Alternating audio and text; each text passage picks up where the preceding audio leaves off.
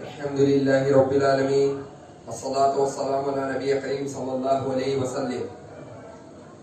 قال تبارك وتعالى في القرآن المجيد: قل هو الله أحد الله الصمد لم يلد ولم يولد ولم يكن له كفوا أحد.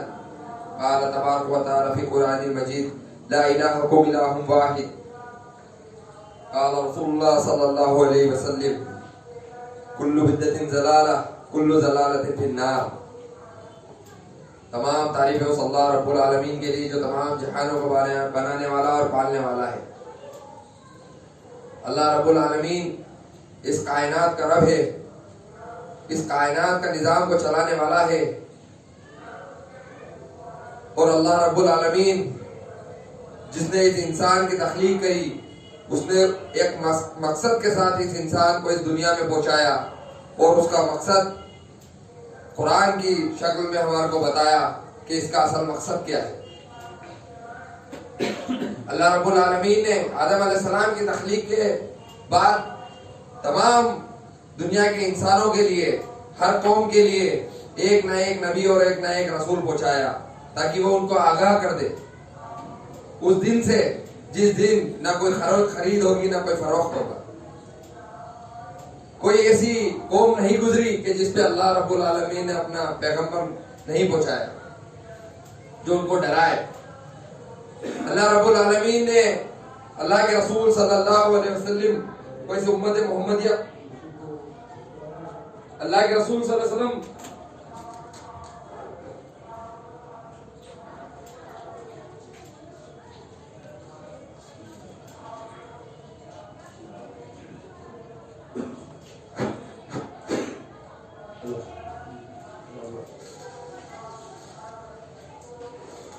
اللهم صل على محمد وعلى ال محمد كما صليت على ابراهيم وعلى ال ابراهيم انك حميد مجيد. اللہ رب العالمین نے اللہ کے رسول صلی اللہ علیہ وسلم کو مبعوث فرمایا امت محمدیہ کے لیے، اور خاتم النبیین بنا کے اس رسالت کا سلسلہ ختم کر دیا کہ اب کوئی نبی نہیں آنے والا. اللہ کے رسول صلی اللہ علیہ وسلم آخری نبی ہیں اور قیامت کی صبح تک کوئی نبی نہیں آئے گا. اور اللہ رب العالمین نے اپنا حکم، اپنا فرمان اس قرآن کی شکل میں آپ پہ مکمل کر کے تمام امت محمدیہ کو دے دیا کہ اب جیسی بھی زندگی گزارنی ہے اس قوانین کے مطابق گزارنی ہے، اب کوئی نیا حکم نہیں آئے گا. لیکن آج ہمارے معاملات اور ہمارا مقصد زندگی جو اللہ رب العالمین نے ہمیں بتایا، جو نبی صلی اللہ علیہ وسلم نے رسالت کا حق ادا کر کے ہمیں بتایا، اس کو ہم چھوڑ کے، اس کو ہم بھلا بٹھا کے دوسرے مقصدوں میں لگ گئے. اب دوسرے مقصد ہمارے کیا ہیں یہ ہم خود بہتر جانتے ہیں. اللہ رب العالمین نے بولا کہ جو بندے ہماری عبادت کرتے ہیں، ہم پہ ایمان لاتے ہیں، ان کے لیے ہم نے ایسی نایاب جنتیں بنا رکھی ہے جس کو کسی آنکھ نے نہیں دیکھا، کسی دل نے اس کا تصور نہیں کرا، اور اس میں ایسی ایسی نعمتیں ہیں کہ جس کو انسان نے تصور میں بھی نہیں سوچا. اب ایک انسان اس دنیا میں اپنی زندگی کو گزارنے کے لیے، دنیاوی نعمتوں کے اکٹھا کرنے کے لیے کتنی محنت کر رہا ہے، کیونکہ وہ اس کو ظاہر میں دکھتی ہے کہ یہ نعمت میرے پاس رہے گی تو اس سے میرا فائدہ ہوگا، یہ نعمت میری زندگی میں آ جائے گی تو میری ساری پریشانی دور ہو جائے گی. اس نعمت کو کمانے کے لیے انسان نے اصل مقصد سے ہٹ کر اس نعمت کی طرف اپنا مقصد بنا لیا، جو کہ اللہ رب العالمین نے بقدر مقدر لکھ دیا ہے. اللہ رب العالمین نے بقدر مقدر لکھ دیا ہے. انسان کے پیدا ہونے سے پہلے اس کی تقدیر لکھ دی گئی اور سیاہی کو سکھا دیا گیا. اب ایک انسان اس چیز کے پیچھے دوڑ رہا ہے کہ جو اس کے بس میں نہیں. لیکن اللہ رب العالمین نے جو جنت کا معاملہ رکھا ہے وہ بقدر مشقت کے رکھا ہے کہ انسان جیسی مشقت کرے گا اس کا ویسا معاملہ ہوگا. لیکن ہم مشقت دنیا میں کرتے ہیں اور مقدر سے جنت چاہتے ہیں. مسئلہ کیا ہے کہ ہم مشقت تو دنیا میں کرتے ہیں جو کہ ہماری تقدیر میں لکھ دی گئی ہے، اور ہمارا ایمان بھی ہونا چاہیے. ایک انسان اگر یہ سوچ لے یا وہ یہ لگا دے کہ اگر میں ایسا کر لیتا تو اس کا ایمان مکمل نہیں ہے. یہ شرطیہ بات ہے. اللہ کے رسول صلی اللہ علیہ وسلم کی حدیث ہے اس پہ کہ انسان اگر یہ سوچ لے کہ میں اگر ایسا کر لیتا تو ایسا ہو جاتا، یہ اس کے ایمان کی کمزوری ہے، اس کا ایمان مکمل نہیں ہوا. کون سا ایمان؟ جو اللہ کو مطلوب ہے. مکمل ایمان وہی ہوتا ہے، اور ایک ہی درجہ ہے ایمان کا. جو آخری درجہ ہے مکمل ہونے کا وہ ایک ہی ہے کہ اللہ رب العالمین کیا وہ قبول ہو جائے. جب تک اس کے دل میں بیماریاں رہیں گی وہ ایمان قبول نہیں ہوگا. کیسی بیماریاں؟ کہ اگر میں یہ کر لیتا تو یہ ہو جاتا. یہ اس کا ایمان کمزوری کی نشانی ہے. اگر وہ اس کی پوری زندگی اس کو کرنے میں لگا دیتا اور اللہ رب العالمین نے جو اس کے مقدر میں لکھ دیا وہ قطعی نہیں ہوتا. اس کو یہ یقین بنانا پڑے گا کہ یہ جو ہوا ہے یہ میرے ساتھ ہوتا ہی ہوتا، کیونکہ میرے رب نے یہ فیصلہ لے لیا ہے. تو اس کا ایمان مکمل ہوگا. ہمارے معاملات اس کیوں پہ اٹکے ہیں؟ اگر پہ اٹکے ہیں کہ اگر ہم یہ کرتے تو یہ ہوتا، اگر ہم یہ کر لیتے تو یہ ہوتا. یہ اسباب کی طرف متوجہ ہونے والا معاملہ کہ اگر کوئی اسباب اختیار کر کے ہم نے کوئی کام کرا اور ہمارا کام فیل ہو گیا تو وہ تمہارے اسباب کی وجہ سے نہیں ہوا، نہ وہ ہمارے اسباب کی وجہ سے ہوا، نہ وہ ہماری محنت کی وجہ سے ہوا. وہ فیل اس لیے ہوا کہ اللہ رب العالمین نے ہمارے مقدر میں وہ چیز لکھ رکھی. لیکن ایک انسان کیا سوچتا ہے کہ اس اسباب کو اختیار نہیں کرتا اور اس کے علاوہ یہ والا اسباب اختیار کر لیتا تو شاید میرا کام بن جاتا. یہ اس کا سوچنا ایمان کے درجے سے نیچے. یہی کیوں اگر ہم چھوڑیں گے تو ہمارے دل میں ایمان مکمل ہوگا جو اللہ کو مطلوب ہے. اور ایمان مکمل کب ہوگا؟ کہ جب ہم اسباب کی طرف سے نظر ہٹائیں گے. جب ہم اسباب کی طرف سے نظر ہٹائیں گے اور توحید ربوبیت کو دل کے خلوص میں اختیار کر لیں گے. توحید ربوبیت کو دل کے خلوص میں جب اختیار کریں گے تب یہ اسباب سے نظر ہٹے گی. توحید ربوبیت کیا ہے؟ جو تمام چیزیں غائبانہ اللہ رب العالمین نے ہمیں قرآن میں بتا رہی ہے کہ ہم یہ کرتے ہیں، ہم یہ کرتے ہیں اور ہمارے کرنے سے یہ ہوتا ہے. ہم پالنے والے، ہم رزق دینے والے، ہم اولاد دینے والے، ہم زندگی اور موت کے مالک. یہ زبانی طور سے سب اختیار کرتے ہیں، سب اقرار کرتے ہیں. لیکن اصل مسئلہ زبانی سے اختیار کرنے کا نہیں. اصل مسئلہ زبان سے اختیار کرنے کا نہیں ہے جو ہم نے اختیار کر رکھا ہے. جو ہمارے معاملات ہیں اس دنیاوی معاملات میں، جو آج کے مسلمانوں کے معاملات ہیں کہ زبان سے اختیار کر لیا کہ ہاں اللہ ہی رب ہے، اللہ ہی پالنے والا ہے. آپ کسی سے ہی پوچھو، اچھا غیر ایمان والے سے پوچھیں گے آپ تو وہ ایک واحد رب کو بتائے گا، نام سے نہیں بتائے گا لیکن کہے گا کہ ہاں ایک آسمان والا رب ہے. یہ فطرت مشرکین مکہ کی بھی تھی جس کی گواہی اللہ دے رہا ہے، اور ہماری بھی یہی فطرت ہے. بس ہم کرتے یہ ہے کہ ہم اللہ کو اللہ کے نام سے پہچانتے ہیں، اس کو ذاتی نام سے پہچان کے بولتے ہیں کہ ہاں اللہ یہ کرتا ہے. لیکن اصل معاملہ زبان سے اختیار کرنے کا نہیں ہے. اصل معاملہ اس پہ عمل کر کے دکھانے کا. اب کیوں کفار مکہ کو جب اللہ کے رسول صلی اللہ علیہ وسلم دعوت دیتے وہ آپس میں میٹنگ کرتے ہیں، آپس میں میٹنگ کرتے کہ محمد صلی اللہ علیہ وسلم جو ہے وہ بالکل حق بات بول رہے ہیں. یہ کفار مکہ کا حدیثیں پڑھیں گے آپ کو ملے گا کہ تین بیٹھ کے آپس میں وہ مشورہ کر رہے کہ یہ صحیح بات بول رہے ہیں، بالکل حق بات ہے. مطلب اللہ کے واحد ہونے کا اور آپ کے نبی ہونے کا. اصل لڑائی تو نبوت کی تھی، لیکن وہ اکیلے میں یہ مان رہے ہیں کہ ہاں یہ نبی ہیں. لیکن کیا وجوہات تھی کہ وہ کلمے کو اختیار نہیں کر رہے تھے جیسے آج کے مسلمان نے اختیار کر رکھا. آج کے مسلمان نے اختیار کر رکھا نا لا الہ الا اللہ محمد رسول اللہ پڑھتے ہیں. خالی ان کو یہی کہنا تھا، ان کے سارے مسئلے حل ہو جاتے، نہ جھگڑا ہوتے، نہ ڈنڈے ہوتے، نہ پکا فتح ہوتا، نہ احد کی لڑائی ہوتی، نہ بدر کی لڑائی ہوتی، نہ حنین کی ہوتی. خالی معاملہ کیا تھا؟ قولوا لا الہ الا اللہ تفلحون. کیا دعوت دی تھی اللہ کے رسول نے کہ کلمہ پڑھ لو لا الہ الا اللہ کامیاب ہو جاؤ. لیکن وہ اصل ایمان والے تھے، کفار تھے لیکن اصل ایمان والے تھے ہمارے سے زیادہ، کیونکہ ان کو یہ پکا معاملہ تھا. وہ زبان کے قول کے پکے تھے کہ اگر ہم نے قولوا لا الہ الا اللہ تفلحون پڑھا تو ہمیں عمل بھی کرنا ہے. کیا کرنا ہے؟ ہمیں عمل کرنا ہے. اب مسئلہ عمل کا آ گیا تھا کہ ہمیں رسالت اختیار کرنی ہے تو اللہ کے رسول صلی اللہ علیہ وسلم کے تابع ہونا ہے، اس حکم کے تابع ہونا ہے. وہ عمل کا مسئلے کی وجہ سے انہوں نے قولوا لا الہ الا اللہ نہیں پڑھا، بس عمل کے مسئلے کی وجہ سے. نہیں تو وہ اگر پڑھ لیتے کون دیکھنے آ رہا ہے. اور اللہ کے رسول نے تو منع کرا ہے کسی کا ایمان مت ٹٹولو، کسی کا ایمان مت ٹٹولو. منافقت جو اختیار کری تھی لوگوں نے، اس طریقے کا کلمہ نہیں پڑھا انہوں نے، قریش کے لوگوں نے، کافروں نے. انہوں نے جنگ کر لی، گھڑے میں چلے گئے جہنم کے، لیکن وہ پکے والے تھے، ہمارے جیسے نہیں تھے. ہم نے منافقت اختیار کی کہ کل لا الہ الا اللہ کو ہم نے ایکسپٹ کر لیا کہ ہاں اللہ ہی ہمارا رب ہے، لیکن جب تیرے حکم آئیں گے وہ ہم نہیں ہوں گے، وہ ہم موجود نہیں ہوں گے، وہاں ہم عمل نہیں کریں گے. پھر اب ہمارے میں اور ایک منافق میں کیا ڈیفرنس رہے گا؟ جبکہ وہ تو نماز میں بھی آتے تھے، ہم تو نماز میں بھی نہیں آ رہے. مطلب کیٹیگری دیکھیں آپ نفاق کی، کہ جو منافقوں کا سردار ہے وہ 5 وقت نمازی تھا. اول سب میں نماز پڑھنے کا آتا ہے ان کی روایتوں میں کہ منافق جو رہتے تھے اول سب میں نماز پڑھتے تھے، پہلے آ جاتے تھے، اللہ کے رسول کے قریب بیٹھتے تھے اور ایسا ہاں میں ہاں ملاتے تھے جیسے آج ہم کرتے ہیں.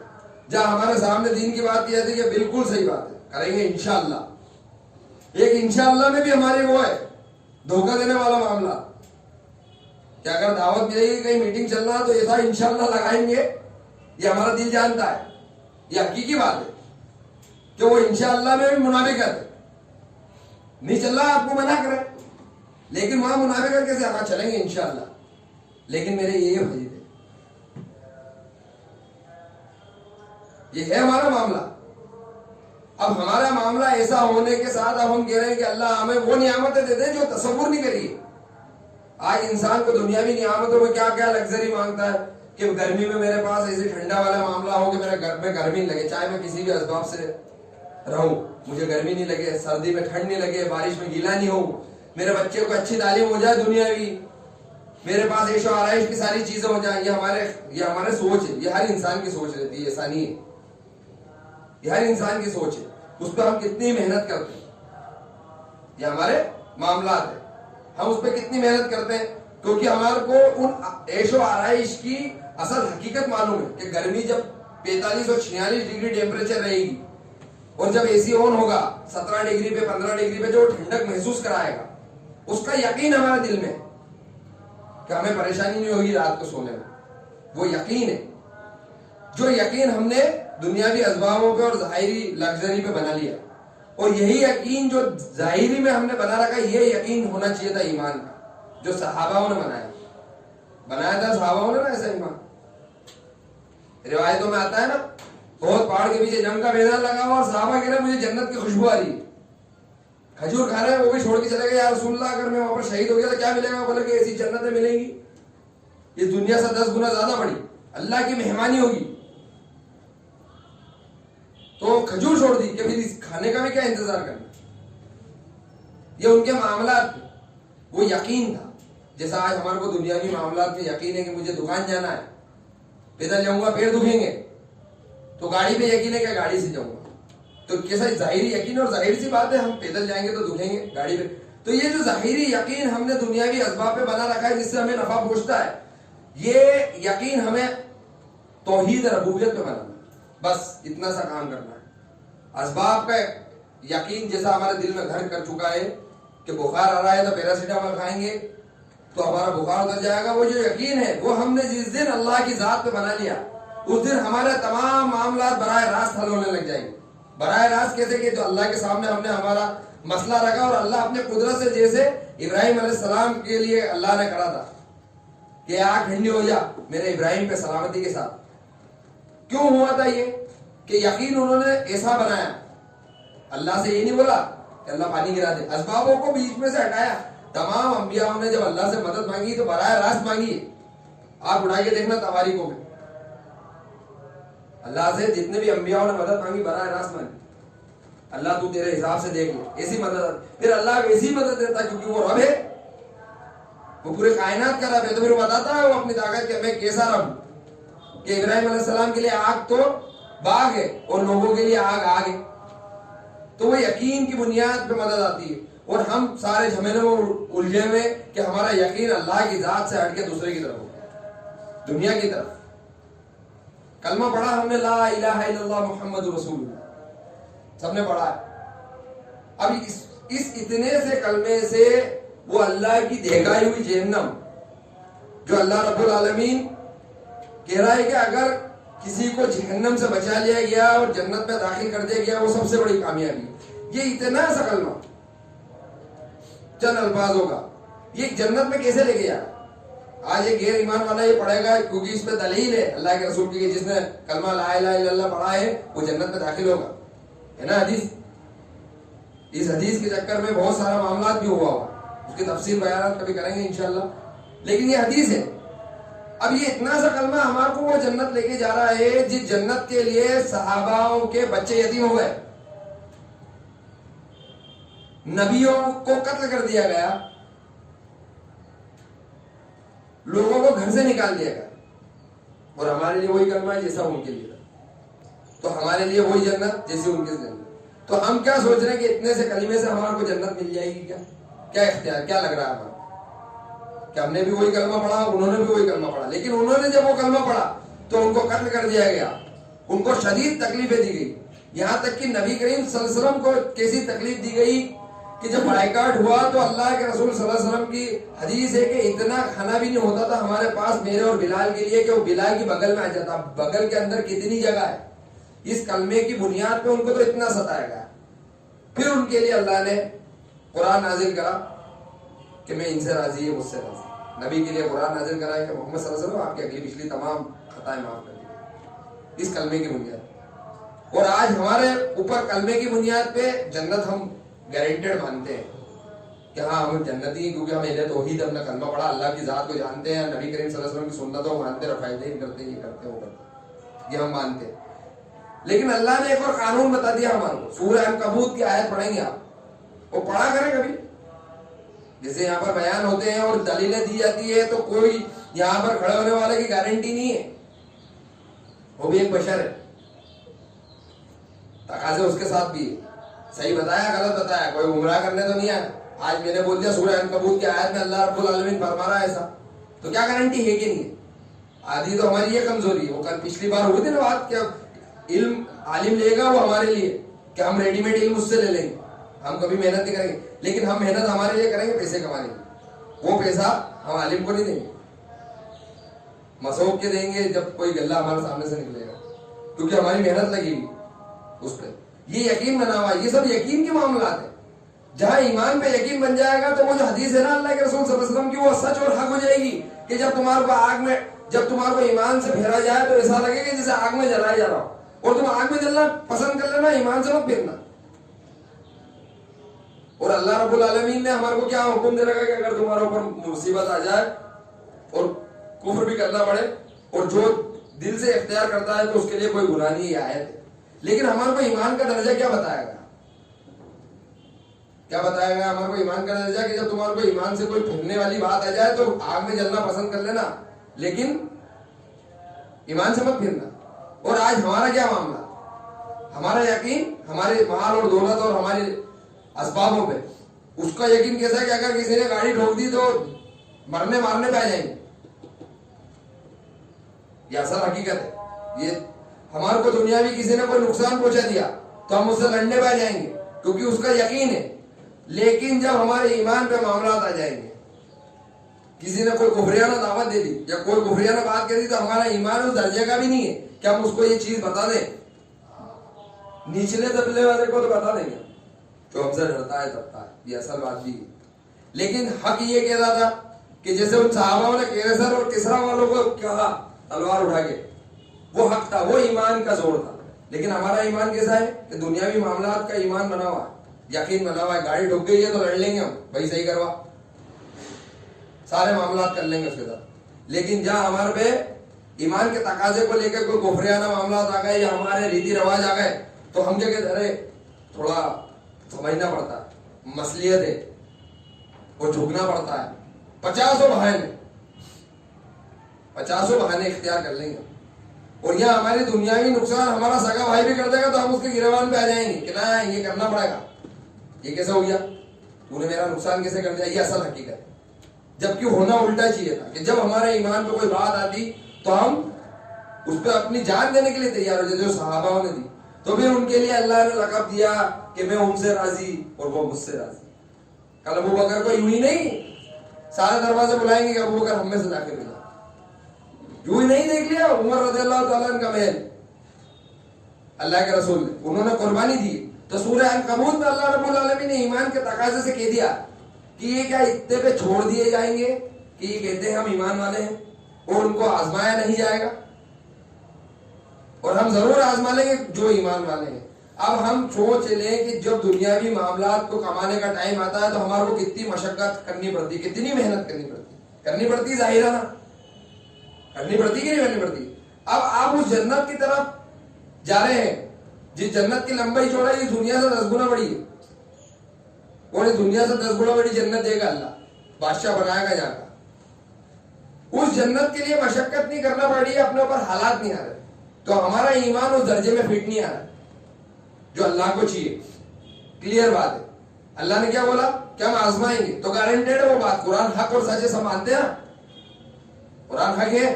آج ہمارے ایمان کے تقاضے، آج ہم نے جو کلو لا الہ الا اللہ پڑھا ہے، جیسے صحابہ پہ حالات آئے اس سے 1% بھی آئے،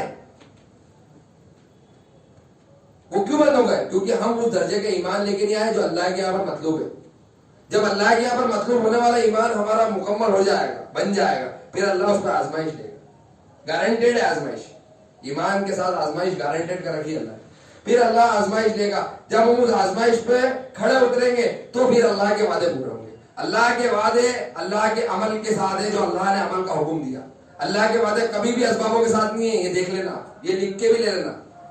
سمجھ میں آ رہی ہے بات کی نہیں آ رہی ہے؟ کہ اللہ کے وعدے جو اللہ نے عمل بتایا اس کے ساتھ ہے، اللہ کے وعدے اس اسباب کے ساتھ نہیں ہے۔ یہ دنیاوی اسباب جو ہم نے اختیار کر رکھے ہیں، جو اس پہ قادر ہے ہمارے کو فائدہ دینے کے لیے، لیکن کب قادر ہے کہ جب اللہ کا حکم آتا ہے۔ آج یہ پنکھا قادر ہے ہوا دینے کے لیے، ٹھنڈک کرنے کے لیے، کولر قادر ہے، لیکن کب کہ جب اللہ اس کو حکم دے۔ اللہ حکم کاٹ لیتا ہے تو بجلی بند ہو جاتی ہے، وہ اللہ کے حکم سے چلتا ہے۔ ہوا دینے کے لیے یہ اللہ کا حکم کا قادر۔ تو ہمارا معاملہ کیا ہے کہ ہم اسبابوں کی طرف پکا یقین بنا کے بیٹھے کہ نہیں اسباب ہوں گے تو ہوگا، یقین ہمارا اس طریقے کا بنا ہوا ہے۔ تو ہمارے پہ کیوں آئی ہے آزمائش؟ پھر ہمارے اسباب کمانے کے لیے اوپر آزمائش آتی ہے، پھر ہماری محنت اس پہ لگتی ہے، پھر راتوں کو جاگنا اسبابوں کے لیے ہوتا ہے، کیونکہ یقین اس کا بنا ہوا ہے۔ اور یقین کو بنانے کے لیے، یقین کو بڑھانے کے لیے اور توحید کو بنانے کے لیے توحید کی محنت ہے۔ کیوں ہماری داڑھی 2 انچ سے زیادہ نہیں بڑھ رہی ہے، ہماری بیوی ناراض ہو جائے گی، ماں باپ ناراض ہو جائیں گے، لوگ ناراض ہو جائیں گے، لیکن اللہ ناراض ہو جائے گا چلے گا؟ کیا ایمان ہے یہ؟ مطلب نعوذ باللہ، کیا ہے یہ معاملہ؟ کتنی حقیر دنیا کے لیے وہ رب العالمین کو ناراض کر رہے ہیں کہ نہیں میرا کام دھندہ خراب ہو جائے گا۔ کیسے ہو جائے گا کام دھندہ خراب؟ کوئی یقین کے، میں نے پچھلی بار نہیں بولا، اگر ہم نے کوئی سنت کو اختیار کرنے کو چھوڑا تو وہ سیدھا کفر کی طرف لے کے جاتی ہے، اور کفر کا ٹھکانہ جہنم میں۔ یہ دیکھ لینا، یہ لکھ بھی لینا، قرآن کہہ رہا ہے کافروں کو جہنم کا مزہ چکھائیں گے۔ کفر کرنے والا کافر، انکاری، جسے انکاری کہا جائے گا۔ آج ہم نے ایک سنت کو چھوڑا، اس کے پیچھے وجوہات آپ سوچ لیں گے تو آپ کو خود پتہ چل جائے گا کہ یہ ہمارے کو کفر کی طرف لے جا رہی ہے۔ یہ کیوں ہوا؟ کہ ایمان کی کمی، یقین کی کمی۔ بیوی کی محبت ہمارے دل پہ اتنی غالب، جبکہ بیوی محبت کب کرتی ہے؟ کہ جب اللہ اس کے دل میں محبت ڈالتا ہے۔ قرآن میں اللہ کہہ رہا ہے کہ ہم نے ایک دوسرے کی محبت ڈال دی ان میں۔ اللہ نکال لے گا تو آپ داڑھی رکھو یا مت رکھو، پھر کوئی محبت نہیں ہے، وہ اللہ نے ڈالی ہے۔ ہم سوچتے ہیں کہ نہیں ہم نے سنت چھوڑی ہے تو اس لیے محبت ہے، نعوذ باللہ۔ تو یہ یقین، اس آیت کا انکار۔ ہمارے گراہک ٹوٹ جائیں گے تو یہ یقین، اس آیت کا انکار جس میں اللہ کہہ رہا ہے کہ رزق ہم دیتے ہیں، رزق ہم دیتے ہیں، چاہے جس کا بڑھا دے چاہے جس کا گھٹا دے، لیکن ہم نے کیا کرا؟ نہیں، ہم داڑھی رکھیں گے، گراہک بھٹکیں گے، نعوذ باللہ۔ تو یہ ربوبیت کا انکار کر دیا۔ یہ ہمارے اصل حقیقی معاملات ہیں۔ جب ہمارے اوپر کوئی پریشانی آتی ہے ہم سیدھے اسباب کی طرف دوڑتے ہیں، یہ میری خود کا کل کا معاملہ ہے۔ تو یہ وجوہات یہ کیوں ہو رہے ہیں؟ کیونکہ ہم توحید کی محنت نہیں کرتے۔ توحید کی ربوبیت، توحید ربوبیت کی جب ہم محنت کریں گے اللہ کے رب ہونے کی، غائبانہ جو اللہ نے صفاتیں بتائی ہیں اس کا یقین ہم جیسے ظاہر میں اسبابوں کا یقین بنا رکھا ہے ایسا یقین بنا لیں گے، اللہ رب العالمین ہمارے پردے ہٹا دیں گے۔ جیسے صحابہ کے سامنے تھے، دکھ رہی تھی کہ جنت جہنم حضرت علی رضی اللہ تعالیٰ عنہ دکھ رہی تھی کہ ان صحابہ کو جو جنگ میدان میں شہید ہو جاتے تھے، لیکن ان کو یقین ایسا تھا کہ اللہ کے رسول نے بول دیا، ان کا ایمان اس درجے کا بن چکا تھا کہ جس سے ان کو ظاہر میں نظر آنے لگے کہ ہاں بس یہی حقیقت ہے۔ ہم قولی اعتبار سے تو حقیقت مانتے ہیں، لیکن عمل کے اعتبار سے اس کو جب تک پختگی نہیں اختیار کریں گے تب تک ہمارا ایمان مکمل نہیں ہوگا. اور توحید اور رسالت دو ایسے جوڑ ہے کہ اگر ہم نے ایک بھی چھوڑا تو جنت اور جہنم کا معاملہ خراب ہو جائے گا. یہ دو پہیوں والی گاڑی ہے، دو ہی کو ایک ساتھ لے کے چلنا ہے تب مکمل ہوگا. کیسے ہوگا کہ ہم نے کلمہ پڑھا لا الہ الا اللہ محمد رسول اللہ، کیا نہیں کوئی معبود سوائے اللہ کے، آپ اسی کی عبادت کریں گے اور طریقہ اللہ کے رسول صلی اللہ علیہ وسلم کا اختیار کریں گے. دو واقعات بتاتا ہوں میں، اس کے آپ کو بالکل آسانی سمجھ میں آ جائے گا مثال سے، کیونکہ اللہ خود قرآن میں کہہ رہا ہے کہ مثالوں سے لوگوں کو جلدی سمجھ میں آتا ہے. دو واقعات ہوئے ان لوگوں کے ساتھ جو دنیا میں نبی کے بعد سب سے بہتر لوگ ہوا کرتے تھے. کون؟ صحابہ رضی اللہ تعالیٰ. اس میں کون؟ سارے اشرا مبشرہ صحابہ، سارے بڑے صحابہ، جلیل القدر صحابہ، بدری صحابہ. ایک زمانہ تو وہ آیا کہ جب اللہ رب العالمین نے 313 کو حکم دے دیا، قافلہ لوٹنے گئے تھے. میں آپ کو تھوڑا ڈیٹیل میں نہیں بتا پاؤں گا، ٹائم کی کمی ہے. تو قافلہ لوٹنے گئے تھے بدر میں، جب انہوں نے مسلمانوں کے گھر لوٹ لیے مکہ میں، تو صحابہ ابو سفیان کا قافلہ لوٹنے گئے تھے جو شام سے آ رہے تھے. تو رستہ میں پڑتا تھا تو وہ قافلہ لوٹنے گئے تھے کہ برابر ہو جائے گا معاملہ، تو یہ ہمارے وہاں والے مسلمانوں پہ بھی حرکت نہیں کریں گے اور گھر بھی سیف ہو جائے گا، ان کو یہ لے جائے گا. تو قافلہ لوٹنے گئے تھے تو اس کو خبر لگ گئی تو اس نے اپنا راستہ چینج کر لیا، واپس لوٹنے لگی. اللہ نے حکم وہی نافذ کر دیا. ایک جنگ اور ایک لوٹ دو الگ الگ چیزیں ہوتی ہیں. ایک جنگ کی پوری ترتیب، پوری سیٹنگ اور پورے ساز و سامان سے کری جاتی ہے، اور ایک لوٹ ایک لمیٹڈ ساز و سامان سے ہو جاتی ہے. سمجھ رہے ہیں آپ؟ ایک قافلہ جا رہا ہے تو اس کے پاس اتنا ہتھیار بند والا معاملہ نہیں ہوگا، تو اس کو ایک ساز و سامان سے نہیں وہ کری جاتی. تھوڑا بہت ساز و سامان ہو جائے گا تو کام ہو جائے گا. یہ دنیاوی ظاہری معاملات میں بھی دیکھتے ہیں. لیکن ایک جنگ کیسی ہوتی ہے؟ پوری ویل مطلب ایکوپڈ آدمی ہوگا، پورا سب ساز و سامان ہوگا، تب جا کے جنگ لڑی جاتی ہے. یہ سب جانتے ہیں. تو وہ واپس پلٹ رہے تھے، اللہ نے حکم کا نافذ کر دیا کہ نہ جنگ ہوگی بدر. جو قرآن آیت نازل ہو گئی، وہ صحابہ انہوں نے کلمہ لا الہ الا اللہ پڑھا تھا، ان کو یقین تھا، وہ وہیں رک گئے.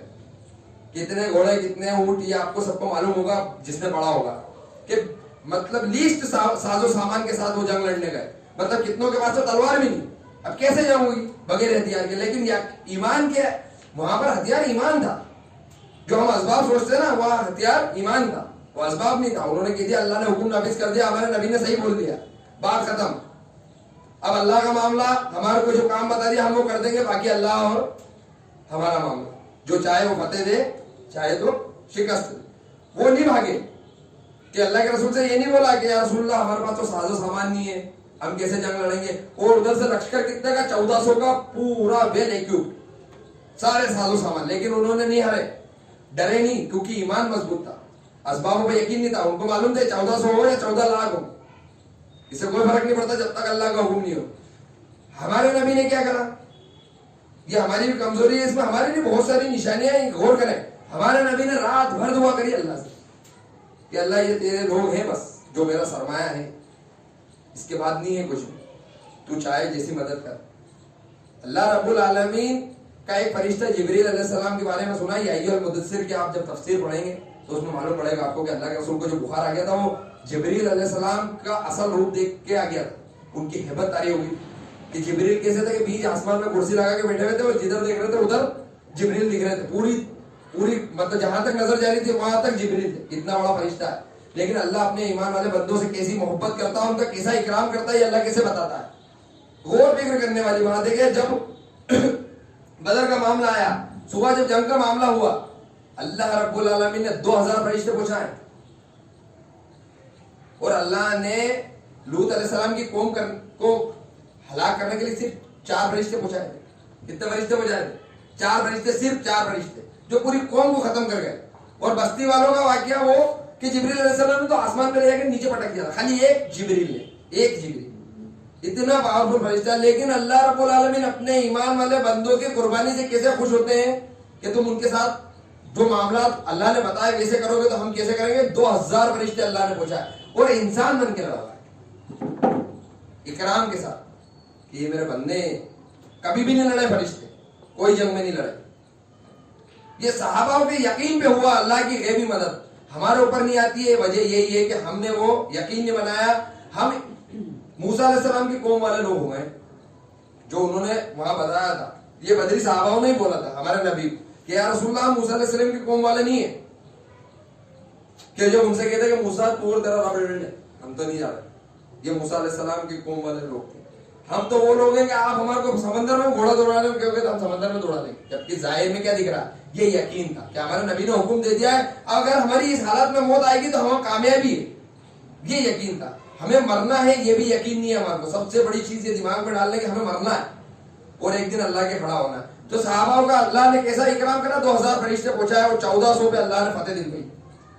70 سے زیادہ کافر شہید کر دیے. وہ بڑے ان کو مار دیا اور چند صحابہ شہید ہوئے اور اس میں ابو جہل بھی کو بھی مار دیا گیا تھا اور قید بھی کر کے لیا گیا. اور عباس رضی اللہ تعالیٰ جیسے صحابہ ان کو بھی قید کر کے لیا ہے، ایک ادنا سے چھوٹے سے صحابہ. تو یہ اکرام کرتا ہے اللہ، یہ بھی مدد پہنچاتا ہے کب کہ جب ایمان مضبوط ہوتا ہے. جب ہم اسبابوں سے یقین چھوڑ کے اللہ کے توحید پہ، ایمان پہ، اللہ کے رب ہونے پہ یقین رکھتے تو اللہ ایسی مدد پہنچاتا ہے. اور جب ہم سنت چھوڑتے تو یہ معاملات بھی اللہ رب العالمین ہمیں بتا دیا جنگ احد میں کہ اللہ کے رسول صلی اللہ علیہ وسلم نے 50 صحابہ کو جو تیر انداز تھے، یاد ہے نا احد ہم ہارے تھے. ہم ہارے تھے کون؟ مسلمان ہارے تھے. فخر محسوس ہوتا ہے ہم کہنے میں کہ جیسے ہم موجود ہو، لیکن کیوں؟ کہ ہمارے لوگ تھے جن کو جنت کا پروانہ ملا. تو ہم کیسے ہارے تھے؟ کہ اللہ کے رسول نے 50 صحابی لگا دیے تھے کہ کچھ بھی ہو جائے کسی بھی کنڈیشن میں یہاں سے اتر کے بتا.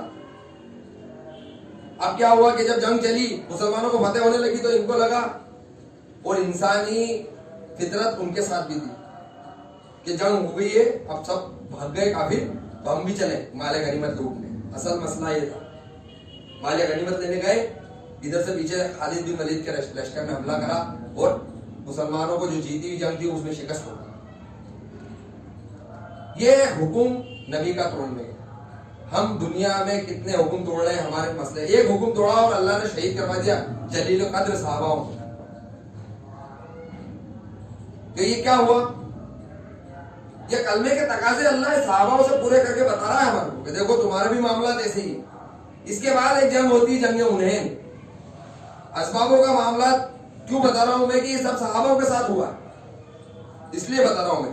تو جنگ حنین ایک جنگ ہوئی جس میں صحابہ کی اکثریت بہت زیادہ ہو گئی، مسلمان بہت پاورفل ہو گئے اور جلیل القدر اور ایسے صحابہ ہو گئے کہ جن کی آواز 1-1 کلومیٹر 2-2 کلومیٹر تک جاتی تھی. عباس رضی اللہ تعالیٰ کا آتا ہے، ان کے پیر نیچے زمین پہ اڑنے لگ جاتے تھے گھوڑوں سے. آپ سوچو کیا ہائٹ، پرسنالٹی اور کیا طاقت دی ہوگی اللہ نے ان کو، جنگجو. اور سارے صحابہ ایسے جنگجو. اب اور سامنے جو دشمن ہے اس کی کوانٹٹی بھی کم اور صحابہ کی کوانٹٹی بھی زیادہ.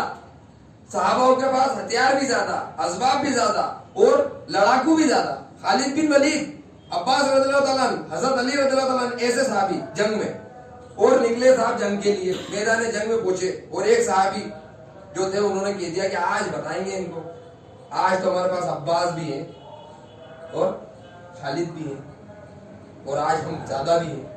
یہ کیا ہوا؟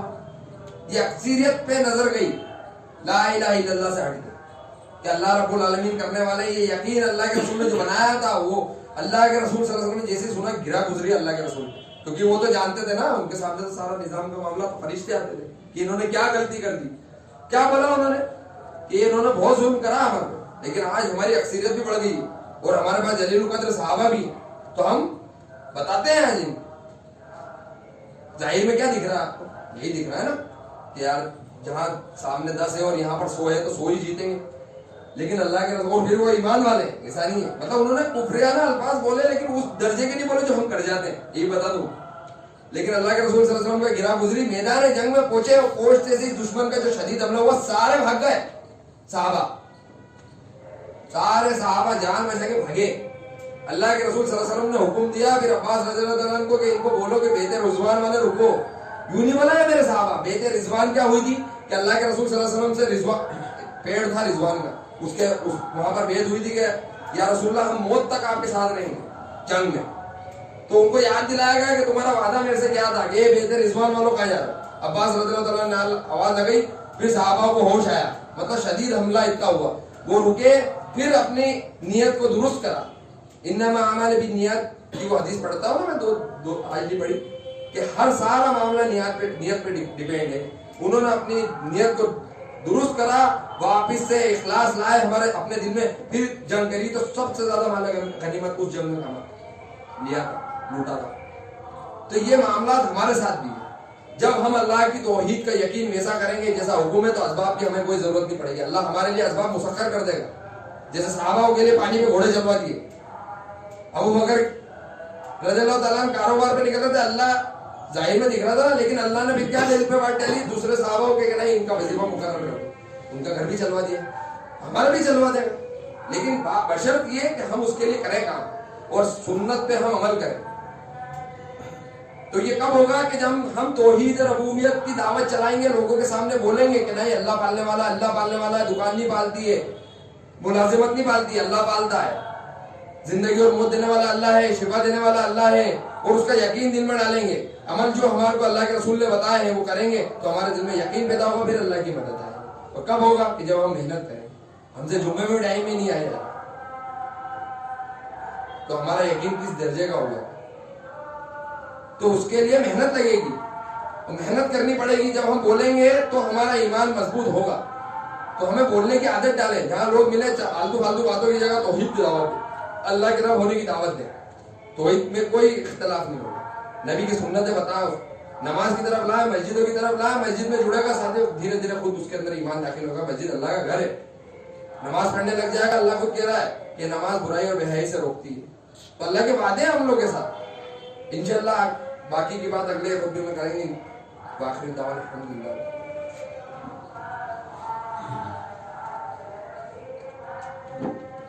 الحمد لله رب العالمين الرحمن الرحيم مالك يوم الدين إياك نعبد وإياك نستعين اللهم صل على محمد وعلى آل محمد كما صليت على إبراهيم وعلى آل إبراهيم إنك حميد مجيد اللهم بارك على محمد وعلى آل محمد كما صليت على إبراهيم وعلى آل إبراهيم إنك حميد مجيد اللهم بارك على محمد وعلى آل محمد كما باركت على إبراهيم وعلى آل إبراهيم إنك حميد مجيد ربنا آتنا في الدنيا حسنة وفي الآخرة حسنة وقنا عذاب النار ربنا افرغ علينا صبرا وتوفنا مسلمين سبحان الله وبحمده سبحانك اللهم وبحمدك اشهد ان لا اله الا انت استغفرك.